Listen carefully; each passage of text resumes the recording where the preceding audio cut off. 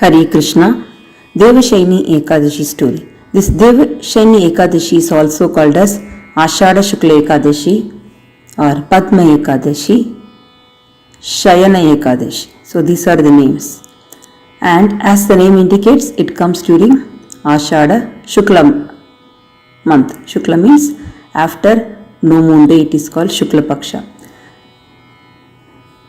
I am going to tell you three things about Chaturmasa, and then Yudhishthira Maharaja is asking Krishna about this Ekadashi and what was Krishna's reply to that, and then Pandharpur Ashada Ekadashi speciality. So three things I am going to cover in this video. It's very auspicious to observe fast on this Ekadashi. So why it is called Deva Shayana? Shayana means sleeping. Deva means Devatas. So Devatas and Mahavishnu go for a sleep on this day, and then they will wake up after 4 months.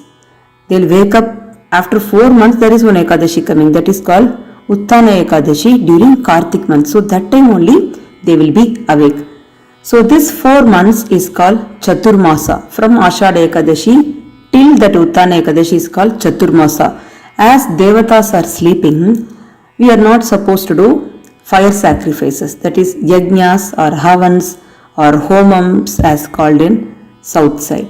So why? Because they are sleeping, so they can't come and take your ghee, they can't come and take whatever you are offering. So that is why fire sacrifices are prohibited during this 4 months. This 4 months, in some parts of India, people will observe Chaturmasa Vrata. They will avoid even carrot, tomato, eggplant, that is brinjal, some vegetables also they will avoid. Generally, when you say fast, you are not supposed to take anything with onion, garlic, non-veg and all. But even this foreign vegetables, even tomato is a foreign vegetable, tomato, carrot, cauliflower, all this they will avoid. So this is about Chaturmasa. The next one is about Pandharpur. Pandharpur is in Maharashtra, as we all know, and it is also a Kshetra. Kshetra means a pilgrimage site, Punya Kshetra.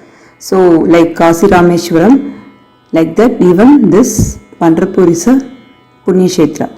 And Lord Krishna is in the form of Vittal in Pandharpur.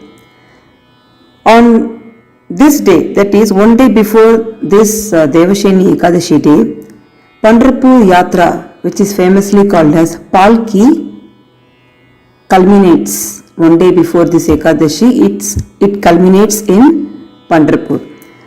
This Palki is a yatra done by a group of people called Varkari group. Okay, these Varkaris, they are called as Varkaris. For a long time, for so many years, they are doing the yatra by foot. They don't use any vehicle. They walk from Alandi, they walk from Dehu. Alandi, Dehu, these are two villages in Pune. I was in Pune for some years, so I have seen this Pandharpur Yatra. So what they do, they used to keep this Vittal, Krishna in Vittal form on their head, even Tulsi on their head, and in that village called as Alandi, Sant Jnaneshwar Paduka they take. Sant Jnaneshwar is a famous saint. Every state used to have a famous saint. Like that, in Maharashtra, Dhyaneshwar, Eknath, Tukaram, they are all very famous. Tukaram Paduka also, they will keep it on their head from Dehu village. So this Dehu and Alandi, these are the two famous villages in Pune. Pune is a non-metropolitan city which is near Mumbai. So from there they start this yatra towards Pandharpur. It's about 250 kilometers they travel by foot. And then that too without wearing any slippers. Without wearing any slippers, however hard it is, they used to travel. So what they do on the way, people used to pour water so that it's easy for those devotees to continue their journey. But they don't care about the heat and all. At any cost, they will complete their journey, and it's about 21 days. So, this Palki Yatra, this Pandharpur Yatra is called Palki. This is very, very famous in Maharashtra. Next, we will learn about the story which was asked by Yudhishthira to Krishna. Ashadi Ekadashi or Devasheni Ekadashi story.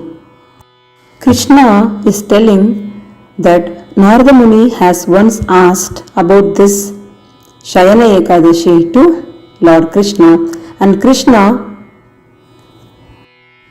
is saying that Narada Muni asked his father Brahma about this Ekadashi, and Brahma told, good, for the sake of the humans in planet Earth you are asking this, so let me narrate the story. Like that he said and started narrating.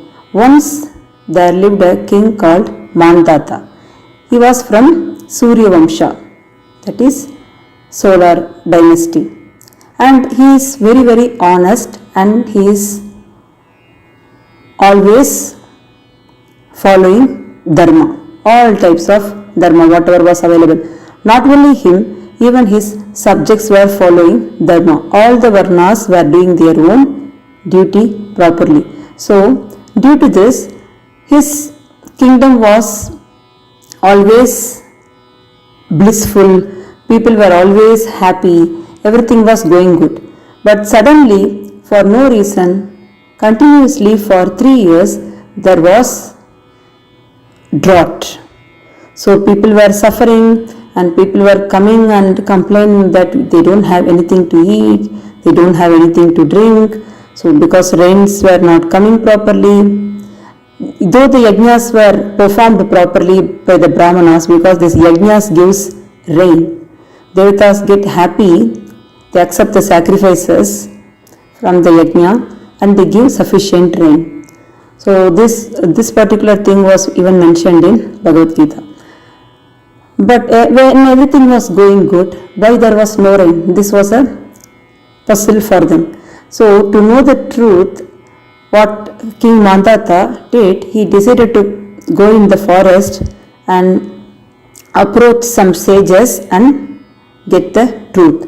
So he saw a sage called Angira Muni. This Angira Muni is actually another son of Lord Brahma. Angira Muni was looking so effulgent like Lord Brahma. He looked like a second Brahma. So King Mandata is telling all his stories, and then Angira Muni through his divine vision is telling that everything was well and good, but the thing was, in Satya Yuga only Brahmanas are supposed to do the yajnas, but some other varna has done the yajna improperly. First of all, they are not allowed to do, but even they have done it improperly. So this was an offense, so you need to punish that person. This was what was told to this King Mandata. So Mandata told, how can you punish him? Because he is innocent, and just out of curiosity he must have done the yajna. He must have not known the rules of Satya Yuga properly, like that he told, and he asked, please tell me another upai or another remedy for this, how to fix this issue so that we are getting the sufficient rain. So Angira Muni told, you need to observe the Devasheni or Shayana Ekadashi or Ashada Ekadashi, which is coming in the month of Ashada during Shukla Paksha. So this will resolve your issue. That's what he told. Actually, to check how the kingdom is good, there are 7 limbs of the kingdom. What are they? The king himself, the ministers, his treasury, his military forces. In every kingdom, military is important. So, because that only protects the citizens from the enemy's attack, and then even his enemies, and the Brahmins, and the yajnas performed by them. These are the 7 limbs of a kingdom. So everything was well and good. The only thing was the yajna was performed by some other varna person, but it was not properly done, it was improper. So that's why their kingdom was in drought. Mandata made all the Varnas to observe this Devashayini Ekadashi. His entire kingdom very strictly observed this important fast day.